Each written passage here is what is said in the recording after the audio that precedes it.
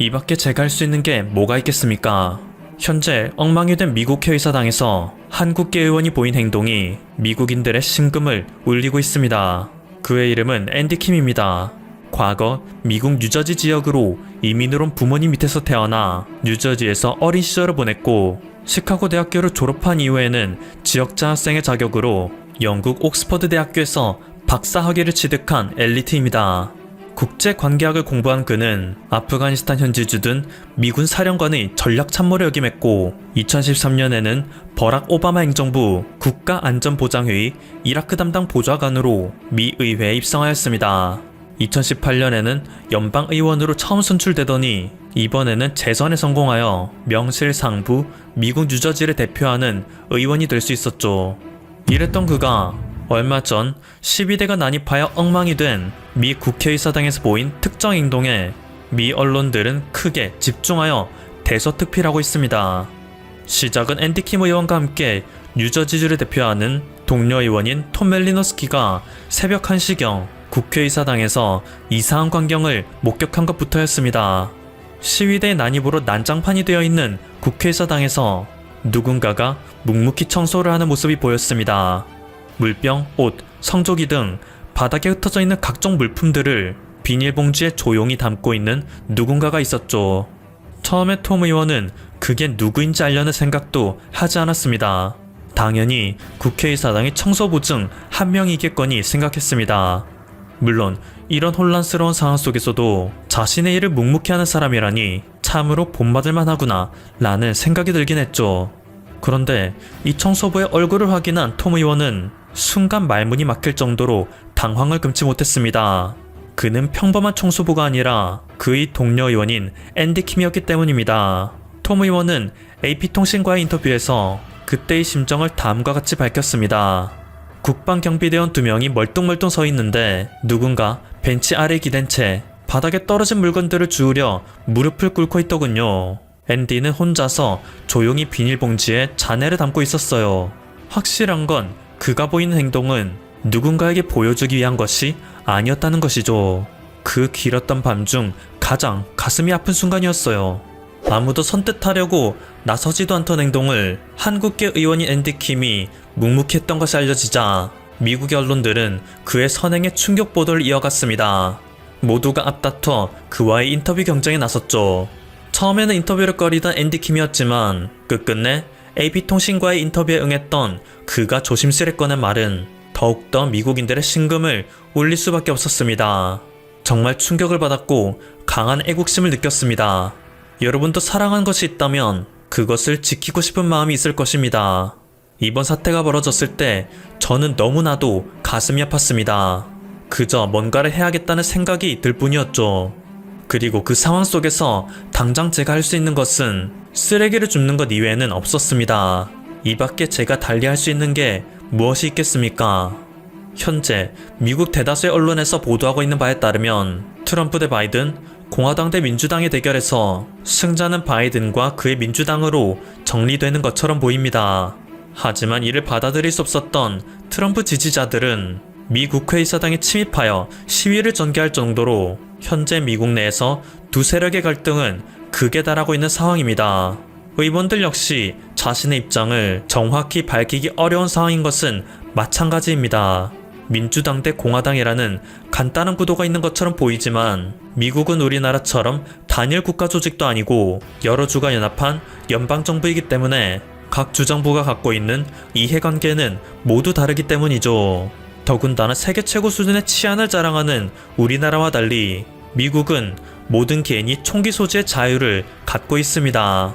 당장 이번에 발생한 미 의회 난입소동만 하더라도 총기를 소지한 과격한 시위자들이 있었기 때문에 자신의 목숨을 소중히 하는 누군가라면 이 상황에 쉽사리 끼어들 수가 없었습니다. 그럼에도 불구하고 앤디 킴 의원은 내가 사랑하는 미국의 자유민주주의, 그곳의 상징인 국회의사당이 어떤 이유에서든 더럽혀지는 것을 지켜보는 게 힘들다 라며 자발적인 청소에 나선 이유를 밝혔습니다. 아직까지도 트럼프가 표방하는 민주주의가 맞는지 바이든이 표방하는 민주주의가 맞는지는 확답을 내리기 어렵습니다. 아무리 바이든의 대통령 당선이 확정되었고 상원과 하원 모두 민주당으로 물든 블루웨이브가 확정됐다 하더라도 트럼프와 그 지지자들이 부정선거에 대한 의혹을 계속 제기하는 이상 무엇이 진실이라고는 쉽게 단정 지을 수 없기 때문이죠. 하지만 그렇다고 해서 현재까지 일부 트럼프 지지자들이 보이는 과격한 행동이 쉽게 정당화될 수 있는 것은 아닙니다. 특히 조금 전 사건의 배경이 된 미의회 강제점거 사건은 선을 넘은 행동이라 할 수 있는데요. 역대 대통령 형상에는 누구의 것인지 알 수 없는 피가 묻었고 바닥에는 온통 유리 파편과 쓰레기로 가득 찼습니다. 각 의원실의 출입문은 부서져 책상 위에는 최루탄 가스와 먼지가 두텁게 쌓였습니다. 시위대는 목표로 한 민주당 소속 낸시 펠로시 하원 의장이 집무실에 침입하여 책상에 있는 각종 사무용품을 약탈하기도 했습니다. 노예 해방과 미국 민주주의의 상징이었던 링컨의 초상 앞에는 인종차별과 노예제도의 상징이었던 남부연합계를 들고 사진을 찍는 시위대도 있었습니다. 상원 의장석을 점거한 트럼프 지지자가 우리가 이겼다 외치는 모습이 미국 전역에 생중계되었습니다. 한 시위자는 의사당 점거 기념으로 자기 자신을 전기 충격기로 찢었다가 심장마비로 사망하기도 했습니다. 경찰의 총격에 여성 시위자 한 명이 사망하기도 했고 반대로 시위자에 의해 부상당해 숨진 경찰도 발생했습니다. 말 그대로 개판인 상태였죠. 이 모습을 지켜본 미국의 다른 시민들과 세계 각국에서는 비판의 날을 세웠습니다. 불과 얼마 전 BLM 흑인 인권운동이 일어났을 때에는 각종 중무장한 경찰들이 진압에 나섰고 군대까지 동원해야 한다는 말도 나왔었습니다. 하지만 이번에 미국의 심장에 백인 시위대가 진입했을 때에는 경무장한 경찰들만이 소극적으로 진압에 나설 뿐이었습니다. 수많은 미국 언론에서는 소극적이고 아니한 미국의 공권력을 비판하였고 바이든 대통령 당선인 역시 미국 현재 정권의 이중잣대에 분노하였습니다. 오죽하면 중국의 네티즌들 또한 홍콩 시위를 지지하던 미국의 업보라며 개판인 미국의 민주주의를 비웃는 모습을 보였을 정도인데요. 이로 인해 그나마 중도적인 입장을 띠던 사람들도 이번엔 트럼프 측이 너무 지나쳤다 외치고 있기에 여론은 트럼프에게 더욱 불리하게 전개되고 있습니다. 트위터, 페이스북 등 각종 SNS에서는 트럼프를 선동조장 혐의로 계정 영구정지 조치를 내렸습니다. 트럼프가 부통령에게는 선거인단의 투표 결과를 거부할 권한이 있다 라 주장하며 도움을 요청했던 펜스 부통령 역시 나에게는 대선을 뒤집을 권한이 없다며 트럼프 대통령을 외면하는 수준에 이르렀습니다. 여지껏 트럼프 대통령에게 의리를 지키던 그였는데 상황이 너무 최악으로 치닫고 있으니 이른바 펜스룰을 발동시킨 것으로 보이죠.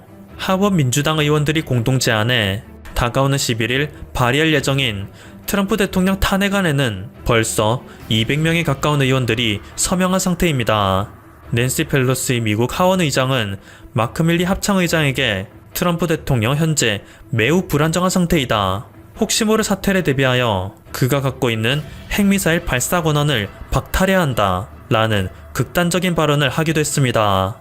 트럼프 지지자들의 선 넘은 시위로 인해 트럼프를 향한 여론이 급속도로 나빠지는 게 느껴지자 트럼프 본인 역시 백기를 들고 말았습니다. 선거 결과는 반대하지만 질서 있는 권력 이양이 있을 것이다. 라며 바이든의 당선을 어쩔 수 없이 인정하겠다 발언하였죠. 그러는가 하면 의사당에 난입한 시위대는 반드시 대가를 치를 것이라며 그를 추종한 과격한 시위대를 손절하는 모습을 보였습니다. 아무래도 현재 각종 언론과 민주당에서는 트럼프가 시위대의 난동을 유도했다는 주장이 나오고 있기에 차후 벌어질지도 모르는 최악의 상황을 피하기 위한 발언을 하는 것으로 보이는데요. 뉴욕타임스를 비롯한 미국의 언론에서는 이제 2주 남짓 남은 트럼프의 집권 기간 동안 트럼프가 스스로를 모든 죄에서 사면하는 셀프 사면으로 위기를 모면할지도 모르기 때문에 그 전에 트럼프를 탄핵해서 이 모든 사태에 대한 책임을 물어야 한다는 주장이 거세지고 있습니다. 현재 미국의 정치는 한치 앞이 보이지 않는 안개 속에서 갈팡질팡하고 있습니다. 지금까지 퍼플튜브였습니다. 여러분의 구독과 좋아요, 알림 설정은 콘텐츠 제작에 큰 힘이 됩니다. 감사합니다. 남중국 해가 국제분쟁 지역으로 떠오르고 있습니다. 현재 미국과 중국이 큰 갈등을 빚고 있죠. 그런 가운데 미중 양국이 우군으로 확보하려고 공을 들이는 나라가 있습니다. 바로 필리핀입니다. 두 나라는 필리핀의 환심을 사려고 노력하고 있습니다. 지난달 18일 필리핀의 수도 마닐라에는 미국이 자금을 지원한 동물질병연구소가 문을 열었습니다. 미국은 필리핀의 코로나19 대응을 돕기 위해 산소호흡기 100대 등의 방역 장비를 전달하기도 했습니다. 미국의 지원은 중국 국방장관의 필리핀 방문과 거의 인접한 시점에 이루어졌습니다. 필리핀과 중국은 2004년 체결된 국방협력 양해각서를 갱신하기로 합의했습니다. 그리고 중국은 필리핀군에 2천만 달러 상당의 장비를 지원하겠다고 약속했죠. 미국과 중국이 필리핀에 구애를 보내는 이유는 무엇일까요? 남중국해 경쟁에서 필리핀이 차지하는 비중이 매우 크기 때문입니다. 미국 측 전문가들에 따르면 필리핀은 미국에 있어서 전략적으로 매우 중요한 나라입니다. 그 이유는 미국의 해군기지가 필리핀에 있고 필리핀이 남중국해 분쟁국 중 유일하게 미국과 동맹관계이기 때문입니다. 미국과 필리핀은 1951년 상호 방위 조약을 맺고 오랫동안 동맹관계를 유지해 오고 있습니다. 필리핀군은 남중국해에서 분쟁이 일어나면 작전에 즉각 투입될 수 있습니다. 물론 필리핀 기지가 없어도 미국은 남중국해 문제에 대처할 수 있습니다. 하지만 필리핀에 기지가 있기에 훨씬 덜 힘들고 훨씬 신속하게 작전을 수행할 수 있죠. 현재 집권 중인 두테르테 대통령은 외교정책상으로 어느 나라에 더 가까울까요? 중국에 더 가깝습니다. 필리핀과 중국은 수십억 달러에 달하는 투자협정을 체결하기도 했습니다. 중국의 입장에서는 필리핀이 왜 중요할까요? 남중국해 분쟁 당사국 사이에 어로나 유정 개발을 둘러싼 갈등이 빚어질 때 필리핀이 중국에 대한 압박 강도를 낮추는데 중요한 역할을 합니다. 이는 중국의 남중국해 전략에서 매우 중요합니다. 물론 중국의 입장에서는 큰 변수들이 있습니다. 두테르테 대통령이 2016년에 당선되었다는 겁니다. 오는 2022년이면 임기가 끝납니다. 필리핀의 다음 대통령이 누가 되든 지금처럼 중국에 우호적이지는 않을 것입니다. 미국 측은 공식 성명을 내 남중국해 해양 자원들에 대한 중국의 주장이 불법이라고 선언했습니다. 중국이 남중국해의 약 90%에 대한 영유권을 주장하는 것도 문제입니다. 필리핀을 포함해서 대만, 말레이시아 등 주변 대부분의 나라들과 마찰을 빚고 있습니다. 미국은 이를 나라들을 지원하고 있습니다. 중국은 남중국해 주변을 따라서 알파벳 U자 형태의 선을 긋고 있습니다. 이른바 남단 9단선이라고 불리는 곳입니다. 선내 곳곳에 인공섬을 건설하면서 군사기지를 만들고 있습니다. 따라서 남중국해는 언제든 전면전이 벌어져도 이상하지 않죠. 상황이 이렇게 되자 필리핀은 한국에게 도움을 요청하는 분위기입니다. 지난 3일 필리핀의 주요 현지 언론들은 이런 기사를 대대적으로 내보냈습니다. 퇴역한 한국 공격 기동 헬기를 도입하는 방안을 적극 추진하고 있다. 필리핀의 국방부 장관은 한국의 신임 국방부 장관에게 취임 축전을 보내면서 의향을 전달했습니다. 공격 헬기 500MD와 기동 헬기 UH-1H를 도입하고 싶다는 것입니다. 필리핀 국방부와 문 대표단은 올해 4분기에 한국을 직접 방문해서 도입 대상인 헬기들에 대한 유관 검사를 진행할 계획입니다. 육군항공의 UH-1H는 지난 7월 퇴역했습니다. 52년간 대한민국의 하늘을 든든히 지켜왔죠. 현재는 수리온 헬기로 대체되었습니다. 1976년 우리군에 도입된 500MD도 노후화로 퇴역이 진행 중에 있습니다. 필리핀 국방부 대변인은 이와 관련해서 이렇게 말했습니다. 한국 헬기 도입 프로젝트는 현재 검토 단계이다. 구체적인 도입 시기와 수량은 아직까지 정해지지 않았다. 하지만 도입 자체는 확정적입니다. 필리핀 공군사령관은 지난주 이렇게 밝혔습니다. 한국으로부터 퇴역한 UH-1H 휴이 헬기를 21대 도입하기로 확정했다. 필리핀의 한국 사랑은 여기서 끝이 아닙니다. 지난 8월 하와이 인근에서 림팩 2020이 진행되었습니다. 8월 17일부터 30일까지 진행된 림팩 훈련에는 10개국에서 22척의 해군 함정이 참가했습니다. 림팩 훈련은 미국 주도로 태평양 연안 국가들이 매년 진행하는 최대 규모의 해군 훈련입니다. 훈련 당시 필리핀군이 타고 온 함정 호세리잘이 엄청난 주목을 받았습니다. 전투 체계까지 한국에서 만들었습니다. 한국산 함정이 필리핀을 대표해서 참가한 것이죠. 호세리잘은 필리핀 해군이 도입한 첫 번째 미사일 호위함이기도 합니다. 두테르테 필리핀 대통령은 이렇게 지켜세웠습니다. 한국이 만든 군함이 넘버원이다. 민폐 훈련을 파견해서 필리핀 해군을 대표하는데 손색이 없다. 한국 방위산업의 위상을 여실히 보여준 성과입니다. 사실 필리핀뿐 아니라 아시아 곳곳에서 한국 방위산업은 그 존재감을 높이고 있습니다. 물론 지상군 무기는 전 세계를 주름잡고 있습니다. 현재 인도네시아와는 차세대 전투기 공동 개발을 추진하고 있습니다. 양국은 2015년부터 무려 8조 7천억 원의 사업비를 공동 부담해 2026년까지 차세대 전투기를 개발해 양산하는 방안을 추진해 왔습니다. 인도네시아는 전체 사업비의 20%인 1조 7천억 원을 투자하고 시제기 한 대와 기술 자료를 이전받은 뒤 차세대 전투기 48대를 인도네시아에서 현지 생산할 계획입니다. 그런데 이 사업은 문제가 좀 생겼습니다. 인도네시아가 경제 사정이 어렵다며 2017년 하반기 분담금부터 지급을 미루기 시작한 것입니다. 그리고 올해 4월 말 기준으로 5,003억 원이 밀린 상태입니다. 인도네시아 대통령은 2018년 9월 한국을 국빈 방문했을 때 문재인 대통령에게 KFX 분담금 중 인도네시아 부담률 5% 축소 등 재협상을 요구했습니다.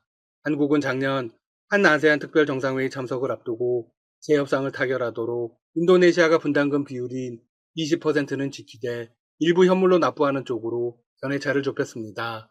하지만 대통령의 대선 경쟁자가 국방부 장관으로 기용된 뒤 국방예산과 무기 체계를 전면 검토하겠다고 나섰습니다. 인리 국방장관은 KFX 부담금이 5천억 원 이상 밀린 상태에서 러시아산 SU-35와 프랑스산 라팔 전투기, 미국산 F-16 전투기 중에서 일부를 사들일 것처럼 저울질하는 모습을 보였습니다. 최근에는 오스트리아의 유로파이터 타이푼 구매에 관심을 보였다는 보도도 나왔습니다. 이는 상당히 황당한 일입니다. 인리는 국방부 대변인 논평도 내보냈습니다. 정부는 인도네시아가 지불할 분담금 비율과 프로젝트의 지속 가능성을 고려해 재협상을 진행할 것이다. 이전 협상에서 인도네시아는 분담률 15%로 낮추기를 원했지만 18.8% 합의에 그쳤다. 그러고는 인도네시아가 이번 프로젝트에서 얻을 이익이 별로 크지 않다고 공공연히 이야기하고 있습니다. 이유는 인도네시아 측이 처음 계약했던 것보다 더 많은 기술 이전을 통해 지속적인 이익을 얻기를 원하고 있기 때문입니다. 하지만 지식재산권 문제 등과 얽혀 합의점을 찾기 쉽지 않습니다.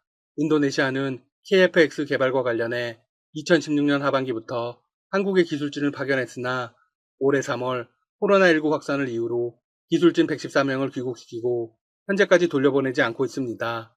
그리고 지난달 22일 한국협상단은 조건 재협상을 위해 자카르타로 출국했습니다. 한국의 단호한 대처가 중요합니다. 앞으로의 진행 상황도 계속 전해드리겠습니다. 지금까지 닥터시사TV였습니다. 여러분 시청해주셔서 감사합니다. 구독과 좋아요 부탁드립니다.